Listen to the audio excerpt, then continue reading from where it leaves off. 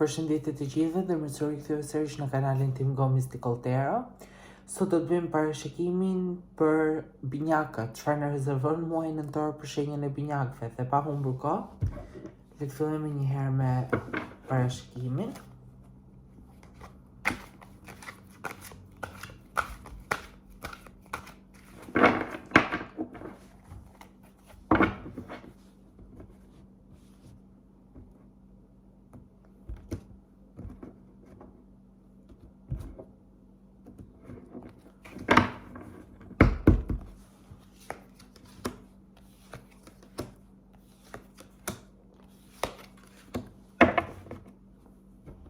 Atëherë binjako, çfarë kemi këtu? Shumë që në të kaluarën jeni lodhur shumë, keni pasur shumë situata të cilat ju kanë vënë shumë barë bisupe, shumë gjëra që ju duhet të mbani dhe kjo gjë ju ka lodhur dhe fizikisht dhe emocionalisht dhe psikologjikisht. Dhe ju është dashur që këtë situatë ta lini dhe ta lini domethënë pa kthyer kokën pas.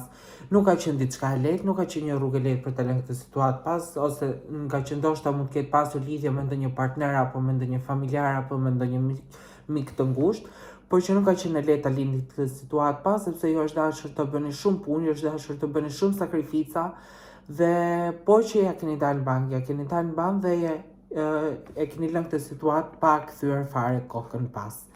Kemi gjithashtu dhe Emperor, ndoshta kjo situatë mund të ketë qenë me ndonjë figurë mashkullore, me ndonjë mik, me ndonjë familjar të gjinisë mashkullore apo dhe me partnerin tuaj, sepse më tregon dhe Emperor më tregon për një figurë autoritare mashkullore, një figurë me reputacion, ndoshta mund të ketë të bëjë dhe me babain tuaj, ndoshta keni pasur disa konflikte apo debate të vogla me babain tuaj dhe ju është dashur që këtë situatë ta lini pas krave dhe të filloni diçka të re, të filloni një kapitull të ri me personin në fjalë, pra me atë person të cilët keni pasur debat, konflikt dhe ju ka lodhur shumë fizikisht dhe emocionalisht dhe psikologjikisht dhe keni bërë pushim, keni marrë kohë për veten dhe keni bërë pushim, keni marrë kohë për të reflektuar për gabimet që keni bërë, keni marrë kohë për të reflektuar se kush është e mira, kush është e keqja dhe jeni shkëputur pak si themi disi nga ajo bota e jashtme dhe keni reflektuar me veten dhe i keni dhënë pak më shumë rëndësi vetes. Vazhdojmë me letrat e tjera.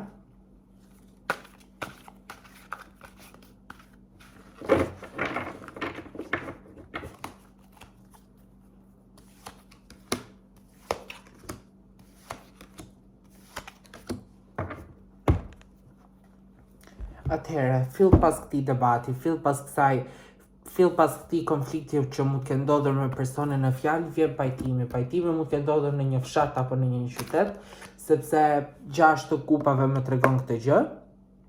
Siç e shikoni dhe nga vetë karta, duket që dy njerëz po japin lule njëri tjetrit dhe kështu jeni pajtuar dhe ju. Pra, keni bërë një armë pushim dhe jeni pajtuar me personin në fjalë me cilin mund të kishte konflikt. Siç e thash, është një figurë mashkullore me reputacion të lartë, me një autoritet të madh.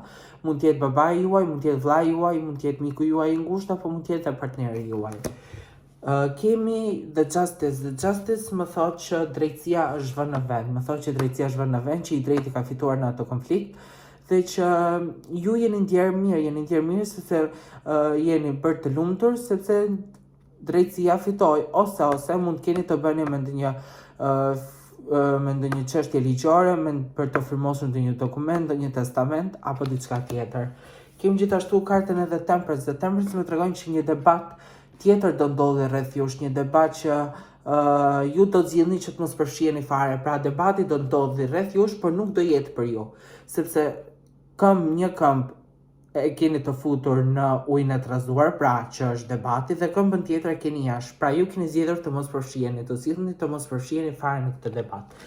Gjithashtu nga pjesa e emocioneve më tregon që të jemi mirë. Një vrull emocionesh pozitive ju pret këtë muaj në muajin nëntor, një vrull emocionesh pozitive, plot energji pozitive, plot dritë, sepse universi më në fund do t'ju shpërblej gjithë atë kohën në thonjza që ju ka marrë që jeni për të ndjeni keq apo jeni për të ndjeni të pafuqishëm, universi do t'ju shpërblej me një kohë me emocione shumë pozitive, siç mund të shikoni edhe vetë do të keni shumë emocione pozitive me bullëk, saqë edhe kupa këtu është duke u derdhur nga uji, shumë emocione pozitive do të keni Dhe shohim këtu dhe plumbin i cili simbolizon paqen, pra paqen shpirtërore. Një paqe shpirtërore do të vi drejt jush gjatë muajit nëntor.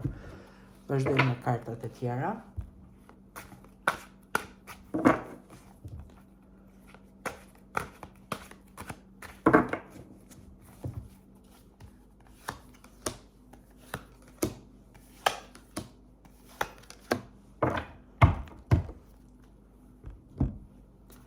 Atëherë, kemi The Tower. The Tower më tregon për një ngjarje shkatërruese që do ndodhë në jetën tuaj. Ndoshta ka të bëjë me një ngjarje familjare apo ndoshta edhe me partnerin tuaj, por një ngjarje shkatërruese do të ndodhi, por që do të vijë me një mesazh pozitiv në fund. Do të vijë me një mesazh pozitiv në fund dhe ju do të thoni, "Shqyqyr që më ndodhi kjo ngjarje sepse po mos kishte ndodhur kjo, unë do të kisha zbuluar këtë gjë ose unë nuk do të mësoja këtë mësim."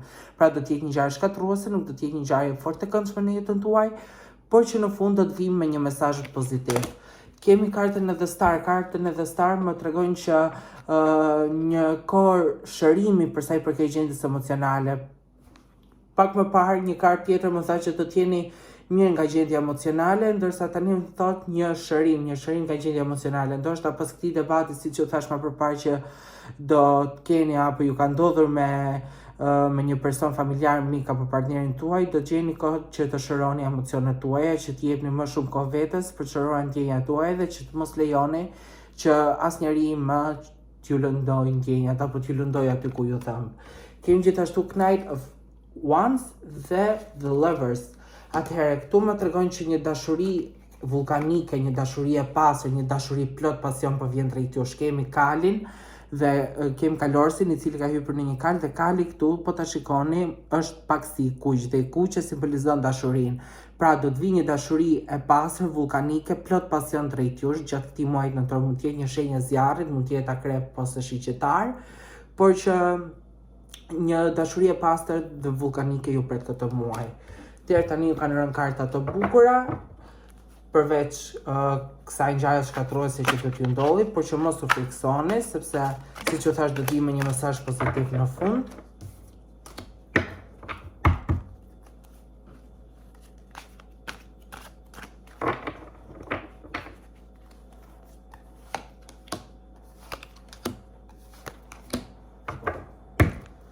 Atëherë kemi mbretin e shpatave, kemi mbretreshën e monedhave dhe kemi mbretreshën e shkopimve. Atëherë, çfarë na thon këto? Këto na thon që si fillim Queen of Pentacles më tregon që nga ana financiare do të jeni mirë, keni punuar fort, keni punuar shumë që të keni sa më shumë të ardhura materiale, që të plotësoni dëshirat materiale vetes tuaj dhe e keni arritur dhe do të arrini sepse do të korrni shumë sukses për sa i përket pjesës së financave. Queen of Swords më tregon që tashmë ka ardhur koha që gjërat i bëni vetë, ka ardhur koha që ju të merrni autoritetin, ka ardhur koha që ju tashmë të hapni një urë komunikimi me persona të tjerë, sepse shoh që ndoshta jeni mbyllur pak në vetvete, por që tani ka ardhur koha që të merrni gjërat përsipër vetë, i bëni vetë gjërat pa e kërkuar ndihmën askujt, sepse tashmë jeni bërë më të fortë, keni rilindur më të fortë për të përballuar gjërat dhe situatat që do të vinë në jetën tuaj për të përballuar ato vetë. Keni gjithashtu Queen of Wands. Queen of Wands më tregon që një urë komunikimi, siç e thash, do të lidhet sërish me një person që ju ndoshta keni vite apo muaj që nuk keni komunikuar, mund të jetë një shoqe, mund të jetë një familjar që do hapë një urë komunikimi, ndoshta do ketë të bëjë me një lidhje biznesi, pra ndoshta do të duaj që të komunikoni për shkak të një biznesi që do të hapni të dy bashkë apo për shkak të ndonjë projekti që do të keni, ose mund të jetë me ndonjë koleg pune. Kemi gjithashtu kartën e The Devil. Karta e The Devil, karta e djallit, më tregon që jeni të lidhur shumë me një person që është i varur nga droga, alkooli, bizozi apo nga veset e këqija. Jeni lidhur me zinxhir me të dhe ndoshta kjo po ju shkakton dhe probleme në jetën tuaj. Ai po ju hap probleme në jetën tuaj, prandaj duhet të shkëputen zinxhirët në mënyrë që ky person toksik, ky person negativ të hiqet nga jeta juaj dhe që të mos ju krijojë më probleme.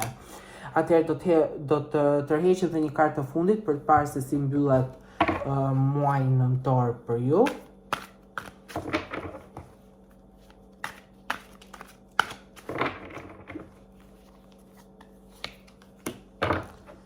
Dhe muaji nëntor mbyllet me një pozitivitet të madh. Universi do t'ju bekojë me diçka pozitive, mund të jetë ardha në jetën një ndonjë fëmije, mund të jetë shitja ndonjë prone apo ndonjë toke, mund të jetë nuk e di, çfarë do lloj gjëje pozitive që mund t'ju vinë në mendje. Por që universi do t'ju bekoj me një gjë pozitive, sepse shkopi me gjethet të Dafinës me tregon këtë gjë dhe që do t'jetë një fund pozitiv. Pra muaji do mbyllet me një fund pozitiv, siç e thash, me ndonjë shitje prone, me ndonjë ardhje në jetë ndonjë fëmije, me ndonjë dasë, me ndonjë fejesë, martesë apo diçka tjetër. Atëherë, ky ishte leximi për muajin nëntor për shenjën e binjakut. Shpresoj që t'ju ketë pëlqyer. Nëse ju ka pëlqyer, mos harroni të bëni like dhe subscribe. Dhe bashkë do shihemi në një video të radhës me një lexim tjetër për një shenjë tjetër të zodiakut. Deri atëherë, mirupafshim.